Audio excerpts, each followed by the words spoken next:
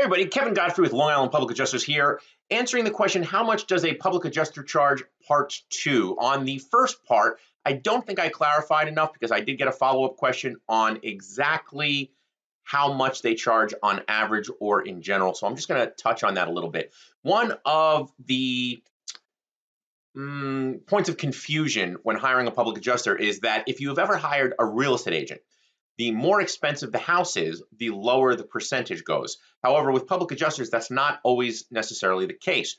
So for example, a massive house fire could cost $1 million to adjust, right? Now, people, clients or insureds with the real estate mindset might think that it only costs, 2% or 3% or 4%, which is what a standard real estate buyer and seller agreement would be, right? So that actually doesn't really apply to public adjuster claims, and only because our expenses far outweigh any real estate agent, assigning it to MLS and printing out some flyers. So I'm going to pull up a calculator here. And I'm going to show you a little bit of math explaining it. So at $1 million claim, let's say a massive claim, and let's say at 7%.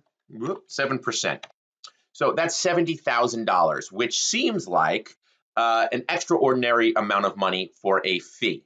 All right. But now on a $1 million claim, let's say that includes contents and everything else, we have to assume that it was going to cost at least $20,000 to create a content list. Now, in order to create a content list, we actually, as public adjusters, have to hire and pay for, out of our fee, content inventory specialists. So now this is when we create a customized Excel document and we list every single item in the house. If there's a Q-tip on the floor, we do that. If there's a tube of toothpaste, we do that. If there's a couch, a piano, a sock, it does not matter. If it is in the house and damaged and or destroyed, we have to inventory it per the policy conditions. So we do that, and we have to hire people to do that to help us out.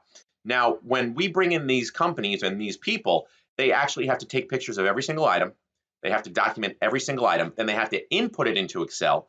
Then they have to do the research, find the link. Then we have to work with them to age everything. Then we have to send it back to depreciate, right? So that's why it's about $20,000 for a very large content list creation.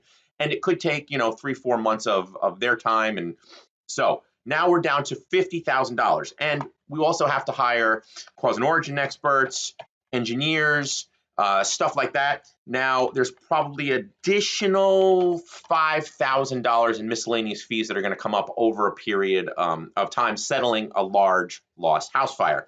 Now, so $40,000 still seems like a lot of money, but now it takes 2 years to settle that claim. So we're working at about $1,600 a month or $400 a week, right? And so $83 a day. It seems like a lot of money, but it isn't really, based on the amount of work and the amount of hours that we have to put in to settle a complex, large loss house fire in this example. Now, hopefully that explains a little bit how the different public adjusters charge and why, if you do get a public adjuster that comes in and says, I'll do it for 4%, someone like me comes in and says, I'll do it for 7 or 8 or even 10%. It's only because the difference is that I'm going to hire the absolute best people, right? I want the insurance company basically to accept everything that we create and we submit on its face value. When you hire unknown vendors or unknown people, insurance companies are going to hire their own people and they're going to dissect it, and it's going to take even longer to settle the claim. But what I like to do is hire the exact vendors that the insurance companies are going to use, but they're working for us in this instance. So when we do that, we have to pay up for it because the insurance companies pay up for their people. Now, when we basically grab those guys first, anything that they create for us is going to be immediately accepted. And that's really one of the tricks in another video of how to expedite the claims process, is actually by hiring vendors that the insurance companies use. And as a local Long Island public adjuster who's been doing this for 15 years, I pretty much am on a first name basis with almost every single vendor in our area. So that's really what you want. If you get a public adjuster that you meet after me, I come in and I say, I'm going to charge you 7%, $70,000, right? 2 years, content list, etc. and then another public adjuster comes in and says, I'm going to do it for 3%, and you go, oh, perfect, I'll sign. You do get what you pay for. This person is potentially not going to hire anyone. They're not going to hire the experts. They're not going to hire the engineers and the cause and origins and the contentless people and everything needed to build up your claim and to document and to substantiate it.